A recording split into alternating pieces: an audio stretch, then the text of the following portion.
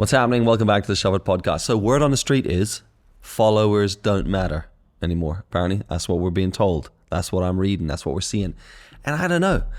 I think it's a load of bullshit. Yeah, you better.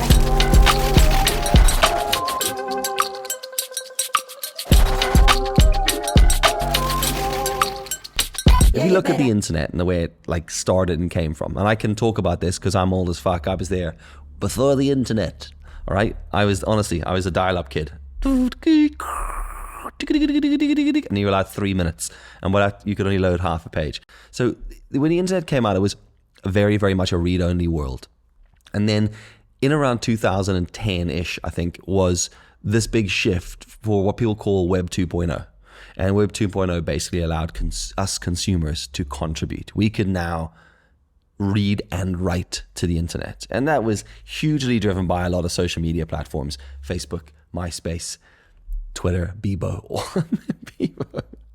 Do you remember Bebo? With that big shift, opened up all these avenues and opportunities for people to share their thoughts, theories, ideas, creativity online. We now had a platform to reach. And if you think about how that affects artists or musicians or photographers, anyone like that, how would you reach people? How would you engage and talk to people? How would you show your work to people without those things? It's such a important part of what we do now. And me especially, if I look at my journey of where I've come from, and how I've managed to build a solo business myself is so heavily reliant on social media. This big shift that people are talking about this concept of followers not mattering, is so wrong in so many ways for the creators. Now, what spurred me on to record this was a thread that someone sent me the other day from Adam Mosseri. Now, Adam Mosseri is the head of Instagram.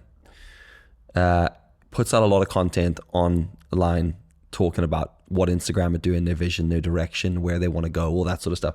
And he put out a thread the other day that said this: follower counts matter less than view and like counts. I understand why people focus so much on follower counts.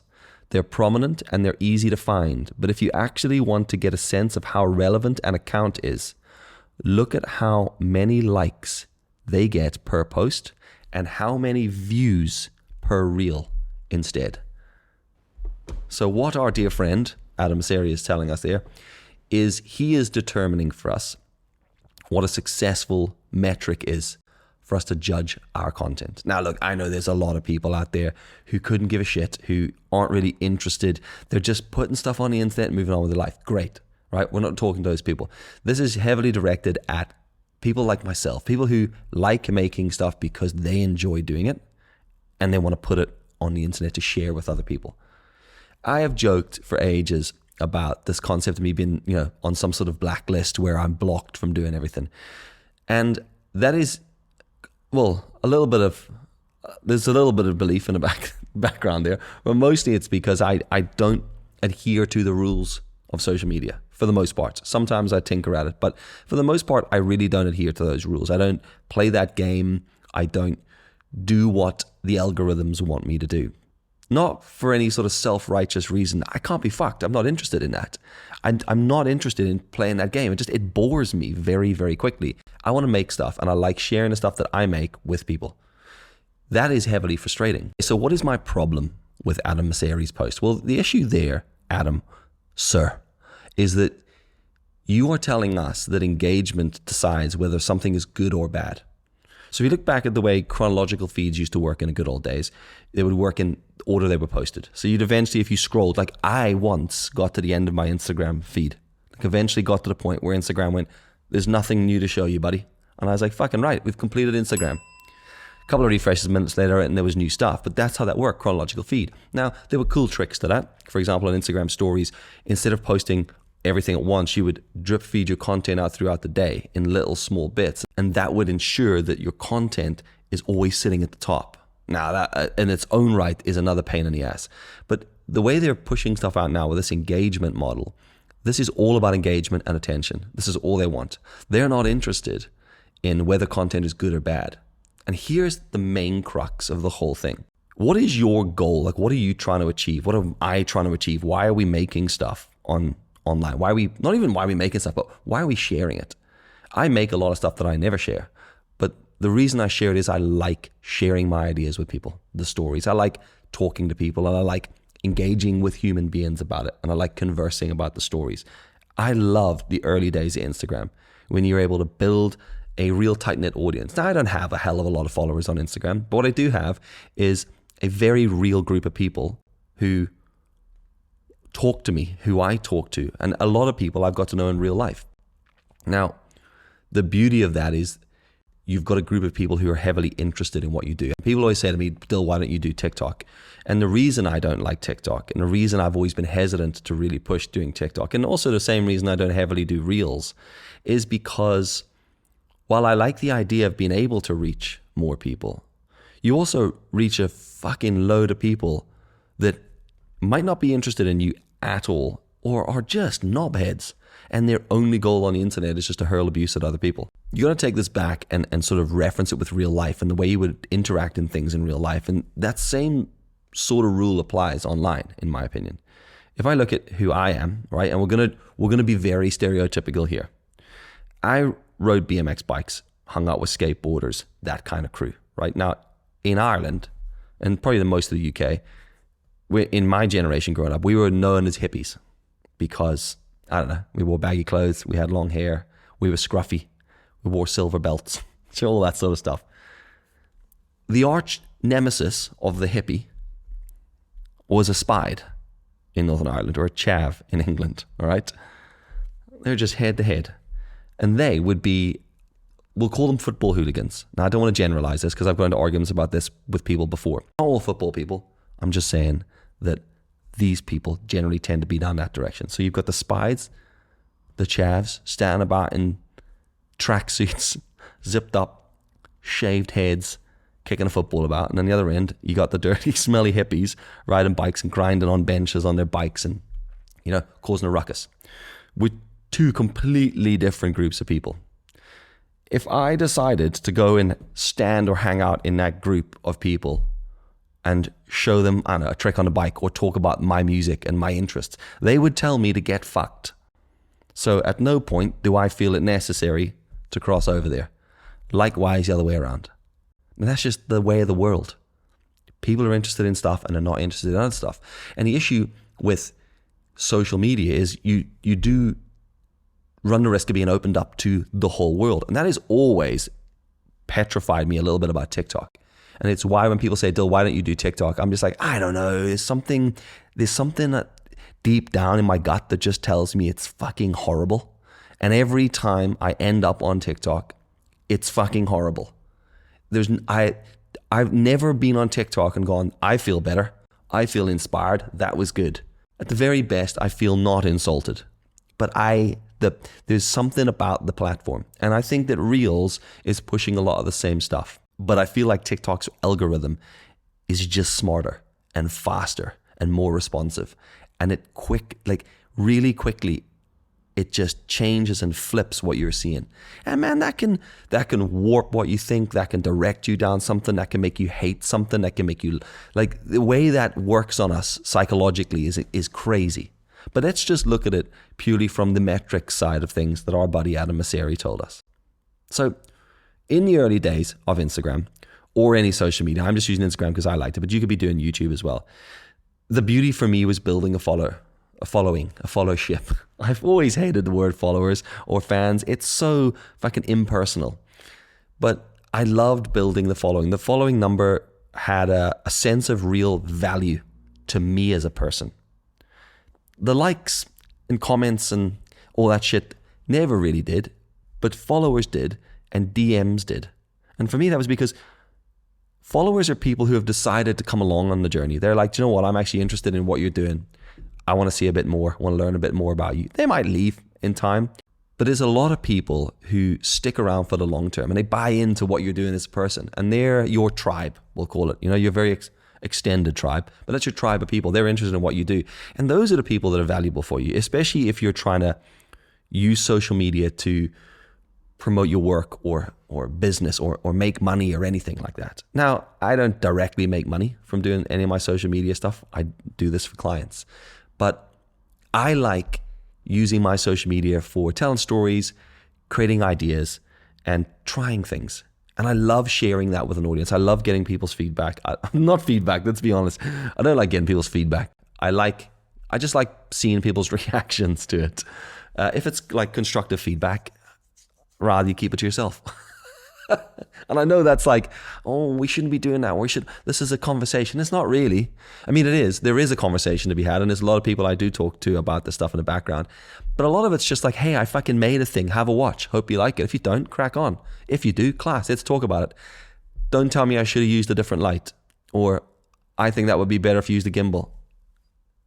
I don't care. You use a gimbal. Fair play. The problem here is when we start to look at this metric that they're pushing, this is all about engagement and attention. This is all they want. And for some reason, they're selling that to us like it's good, like it means something to us, the creator. It means fuck all to us. It means everything to them. You got to remember that these companies are businesses trying to make money. And I said something the other day. I was at a family party and people were fucking scrolling, doom scrolling forever. The goal of Facebook and Instagram and what they want you to do is to keep scrolling. They don't really want you to stay too much and watch for too long, which is why they love to push out these short form videos.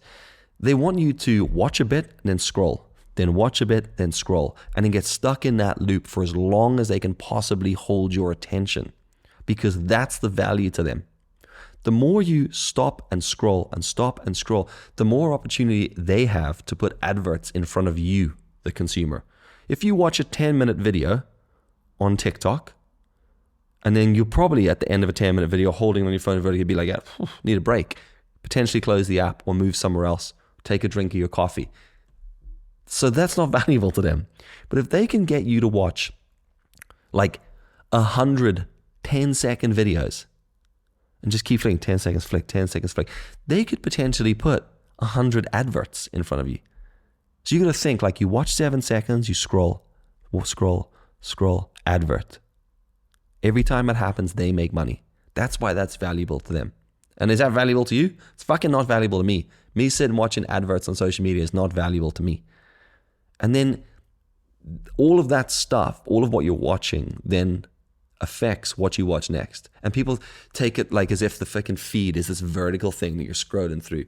It's more like a vertical thing with fucking subsections on the side. And as you sit and hold, if it goes, do you know what, he scrolled past those two people dancing, but he held on that bit of that dog laughing, let's give him more fucking dog content. So you might have found there was a whole bunch of random shit next, but what it does is it drops that, moves that, and fires in the dog content. And then the next thing is 3 or 4 fucking dogs laughing videos. And you're like, son of a bitch. I'm not interested in watching dogs laugh. It infuriates me. I catch myself on, I'm like, fucking hell, 20 minutes I've been sitting here. I looked at something and then they sucked me in with their bullshit. Sucked me in.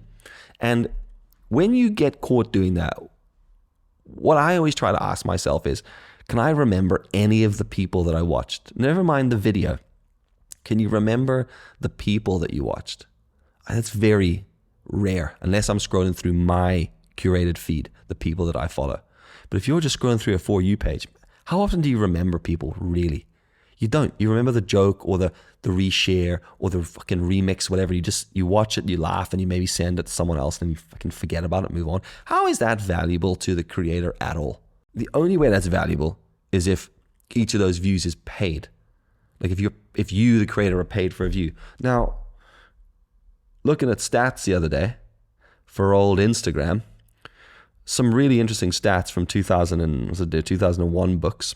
Stats courtesy of my buddy Ryan, where he sent me this thing from the Business Insider saying Instagram makes more ad money than YouTube, apparently. In 2001, they made $32.4 billion in ad revenue. $32.4 billion in ad revenue. And they pay fuck all of that to creators. I think for like a very small window, they're like, oh, creator program, here's some cash. Just fucking Zuckerberg did all into their pocket and moved on. Meanwhile, YouTube making a shit ton of money as well, but they're giving something like 50% of their ad revenue to content creators. They're actually paying people. What you got to do is break this into two sort of areas. And if you think about the creator, like the community the creator makes as one aspect of that. On the other side is like the platform or the algorithm community. we don't realize how quickly it shifted from one to the other. The creator community is a world in which people follow creators that they like. Now that could be an individual person or a business, right? Or a brand or whatever, but they follow the people that they like. So you end up with this little pocket of like creators and then groups of people following those creators. And people might follow multiple creators. But what they're interested in is the people and what they're making, what they're sharing, what they're creating. Then on the other side of it, which is the platform or algorithm, and I don't even know if it's a platform thing because it's more algorithm based. Whereas people follow, the people are no longer nestled around the creator people, they're nestled around the pockets of fucking algorithmic bullshit. So you end up following like a topic. And for some reason, we've all been convinced that this is a good thing to be following the topics. It's like, oh, here, we're going to do this for your convenience, all the things that you like. So, hey, you like surfing? Here's surfing stuff you can follow. Hey, you like cricket? Here's cricket stuff you can follow. Hey, you like fucking Sony cameras? Here's Sony camera content you can follow. And while that seems good at first, the influx of that is insane. And the amount of topics you end up following are just, they're too much to handle. And the main problem I find with that is the platforms haven't got a fucking clue what's going on. So, you know, I'll open my YouTube, for example, one day, and I'll maybe watch a couple of surf videos back to back because there's something happening in the surf world, and I watch like 3 videos back to back. And then it goes, fuck, this dude just wants to watch surfing. Then for the next 3 days, it forgets all my other interests. And then I have to be like, I actually quite like watching like long form photo documentary journals. So can I have a bit more of that, you fucking idiot? Send me that stuff. And also, I quite like watching cricket highlights. And also, I quite like watching this certain art stuff I like watching, or certain DIY or like van build stuff. And if I watch 3 or 4 of that, it's like, oh, he just wants to watch van build. And it just dictates then what I watch, because the only thing it gives a fuck about is that I keep watching and moving on. Again, YouTube does the same thing. And if you look at like Midroll Advertising, that's exactly what that is. As soon as videos got longer, they were like, we need to put ads in the middle of this. We have to be able to make money. So now you get mid-rolls. You used to just have pre-rolls. I don't think you got ads at the end, but you used to just get pre-rolls at the start of videos. And now you get them in the fucking middle. And it's, to be honest, it's like, we're so bloody used to it now. You just like, you sit there, and I'm like, I don't even watch YouTube ads in the middle. I just fucking sit there waiting for the skip button, just staring at the skip button, waiting to click. I put more attention watching fucking TV adverts as a kid than I do to any online adverts that I see. You start to think about the way that's working. They're only interested in you attaching yourself to algorithms and topics that they like. They don't really care if you're interested in the creator. So what happens is the creative value drops. That's not a good thing for us, but it's perfect for them. It's perfect for the companies doing it, for Facebook, for fucking TikTok, for Google, whatever, right? They're the ones benefiting from that. Because here's the thing, here's my issue with Adam Mosseri's comment, where he says follower accounts don't matter. Follower accounts don't matter to them. They matter to us, the creators. And the reason they matter to us, the creator, is if follower counts matter, then the creator matters. And if the creator matters, the people will follow the creator wherever they go. But if the followers don't matter, and only the engagement and attention matters, then people get sucked into thinking that they are just interested in a topic and not the people behind the topic. So therefore, you could be following somebody who makes a very particular thing. Let's pick something, right? Let's look at van life stuff. For Lost in Transit, right? Tom and Isabel, 2 people from the UK here who have tried. Like, I only found them because they came to Ireland doing van life stuff, but I was interested in van life stuff in Ireland, and they popped up. Now that's where the topic thing works great. But what I stayed for was them, their personalities, their characters, their charisma. And I watch their videos all the time, and I subscribe to them, follow them on Instagram, subscribe, chat to them in their DMs. Really nice people. I'm interested in them and their journey and their story, and I will watch them go kind of anywhere they want. That's because they're important. So if their YouTube channel shuts down, I'd be interested in finding out where else they are and watching them somewhere else, because I'm interested in the creator. I want to follow the creator on their journey. What these platforms and what Mosseri is telling us to do is he's saying, fuck it, don't worry about that doesn't matter. Only what matters is that you watch people doing van life videos. So if they stop posting for a bit, or their profile gets removed, or they, I don't know, fall out with YouTube and switched off and move somewhere else, YouTube's like, hey, here's, you know that hole that's missing? Just watch this shit. Here's someone else doing van life. Here's someone else doing that. Because they're not interested in you following someone. They're just interested in keeping you on their platform, watching more. So as soon as a follower doesn't matter, the people don't matter.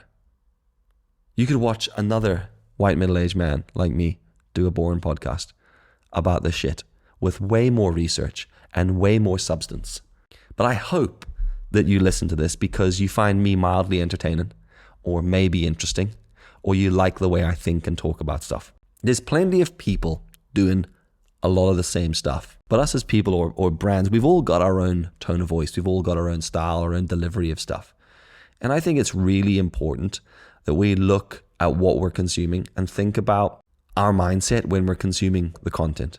Like I try, but it still gets me. I've got a rule in my head that I fucking break every day, and the rule is don't send reels. It's fucking so difficult.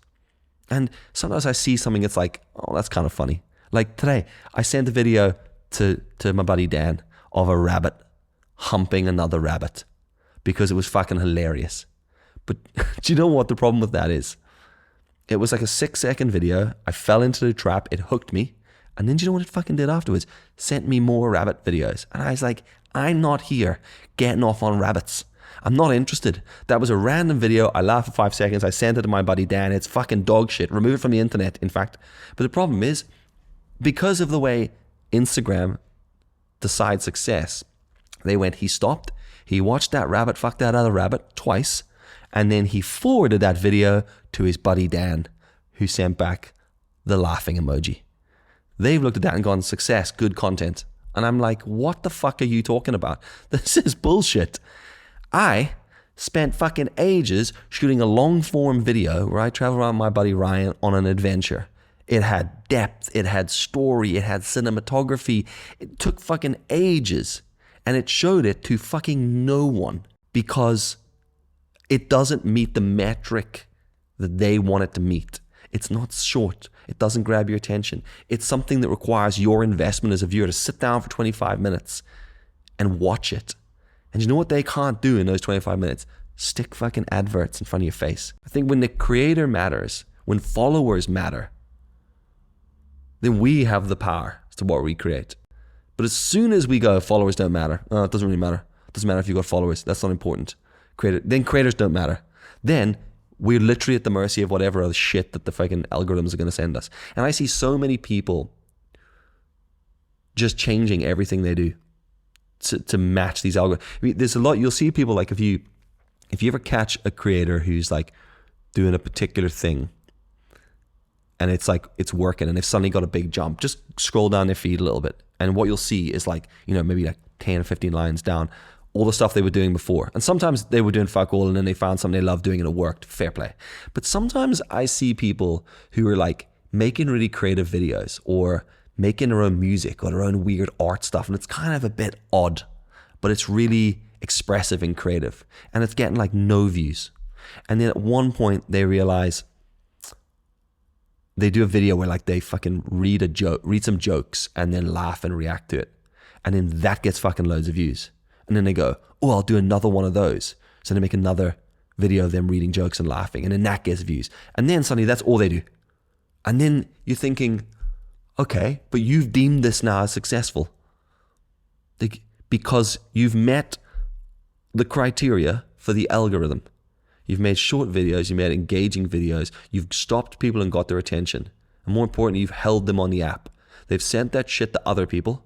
Other people have been held on the app. And I'm not saying that isn't mildly entertaining for us as human beings, but do we need that constant mild entertainment is my question. Can we not just sit in peace and watch stuff that we enjoy? Just consume stuff that brings some value to our lives, some entertainment, some information, something that inspires us to do better or fucking enjoy more, live our life in a more fucking rich way. Rather than there's 3 different reels of rabbits humping each other or someone fucking reading jokes from a book. Like fucking it irritates me so much. And when I read that thread from Adam Mosseri, I was just like, see, this is the fucking problem. And I know that they're like, I get it, right? But the problem is so many people don't get it. So many people don't understand that. There's so many people who see that and go, okay, that's what I have to do. And then they build their strategy for content creation on and okay, I did a talk at also university like earlier this year. And the talk was titled Finding Your Why. And it was heavily around this. And so I walked on the floor, and one of the first things I said is, I hate it when I'm sitting in a meeting with a client talking about what we're going to achieve with their content. And they say the sentence, I seen this thing on TikTok. That, I'm like, when I see that, I just want to walk out the door and go, you crack on, all the very best. Because the problem there is all we're doing is copy, pasting, rinsing, repeating the same shit that everyone else is doing. And I don't blame businesses for doing that, because a lot of businesses now have been pushed down this funnel of self-content creation. Like everyone has to be their own media production company. So it is difficult. You're asking people who work in admin roles or straight up marketing roles to take on the creative role, the execution role of the stuff. And I always have conversations with clients where I'm like, photos or videos or design or audio recording, whatever we're doing, is just the output of what I do. Like for me, the value that I bring to any job or conversation is always creativity and ideas. And that is because that's just the way I'm wired as a person.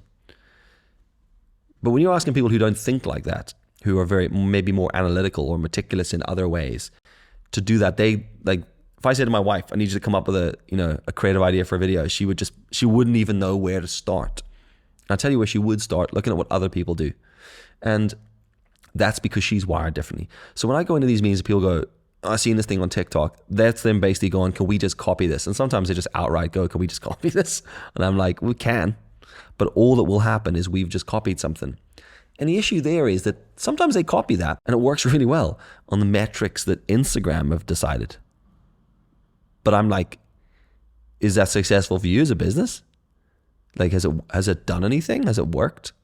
And I spoke to a client middle of last year about this who told me they copied a video and like we copied it and then they put it out and it got like, I don't know, maybe they were getting 900 views on an average reel and this one got like 25,000 views. And they were like, oh my God, 25,000 views. This is so good.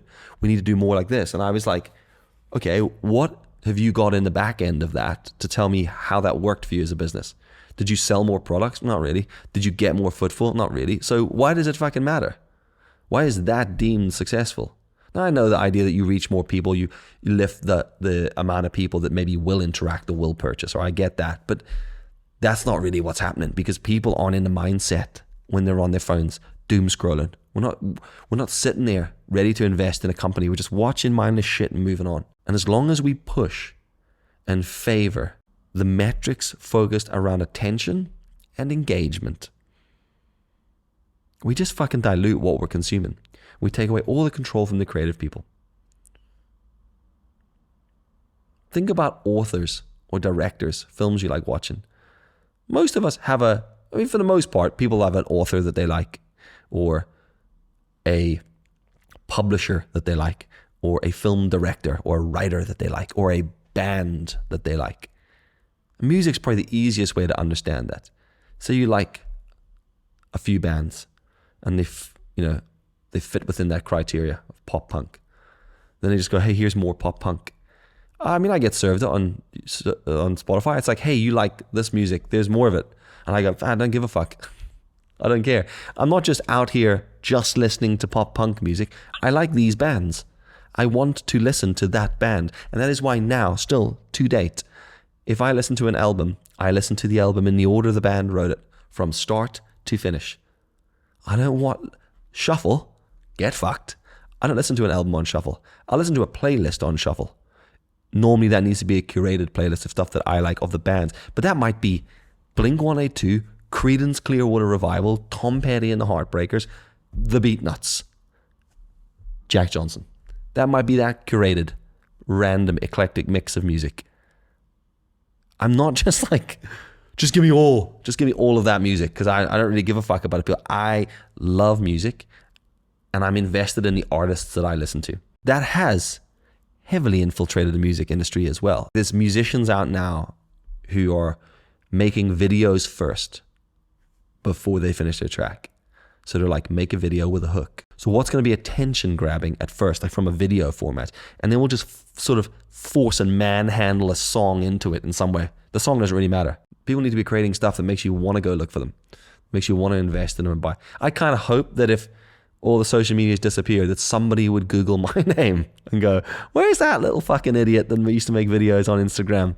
Ah, there he is. He's got a website, dylanosborne.com. And then maybe there you could get in contact and find out where I'm doing stuff now. Yo, what up? I'm just interjecting my own podcast here. This is like a couple of days later from recording that. But the internet has a sick way of just taunting you and going, hey, you know that idea you were thinking of? Don't worry about it. Somebody has already discussed it, you motherfucker. So, to be honest, there's no one better to talk about it, because a lot of the train of thought for me was spurred by this guy ages ago in a video I saw years ago, and it like got the cogs moving. And that man is Jack Conte. He's the founder, boss man of Patreon. And he did a talk at South by Southwest. And I recorded the episode that you're watching. And then it was today where I was like, opened up the YouTubes, and it was like, Dylan, Jack Conte's already discussed this. So I watched it, and it was fucking great. He's got the clout to be saying a lot of this sort of stuff, but I highly recommend you go and watch Jack Conte's talk titled The Death of the Follower. Right? I'll link it below. Top work. Back to Dylan and his original thoughts. So I think in summary, I think we all just need to be a bit more conscious when we're consuming. Think about what we're watching. Do we need to be watching it? Are we watching it because we want to watch it? Is it something we like? Or is it something that the algorithm has decided will hold our attention, make us engage, and ultimately make them more money? You know? There you go. I hope that made some sort of sense. Love to hear your thoughts on it. So drop me a message. Drop some engagement in the comment section below. Send this to a friend. Tell the algorithms that you like. No, don't. Just DM me on Instagram if you want. Hope you're enjoying the podcast. Trying to find a way to do this as regularly as I can, but I'm a full-time procrastinator and I'm very busy just with life and work. But appreciate anybody who takes the time to sit down and listen to this. Really does mean a lot. Small group of people, but again, heavily engaged. So I don't mind sitting here recording an hour-long podcast if 20 people watch it and message me back and be like, yo, Dill, thoughts on that, buddy? See, that's what means something to me. I'd rather have, I'm not saying I'd rather have 20 views than a lot of views. I'd rather have a smaller, connected group of people who give a fuck. And that is why, just to close this out, my wife always laughs because she's like, you must be one of the only people I know who proactively removes followers from your Instagram account. And sometimes I think, how much time is that wasting on my life? Seems like a short amount of time each time I do it. But like I vet followers sometimes, like quite often. And if I just see it pop up and there's like 10 new followers, I'm just like, bullshit, bot. I'm just like, delete them. I don't want them. I'm not interested in them. You can see that in the metrics. That's probably fucking ruining it. Miss Aries probably there going, why is he losing followers? I'd rather have a small, interested, invested group of people. Don't even want to use the word engaged now. It makes me feel sick. Invested and interested. That's what it is. And I hope that I follow people for the same reason. So thanks again for watching. I will catch you in the next episode. Peace. Yeah, you better.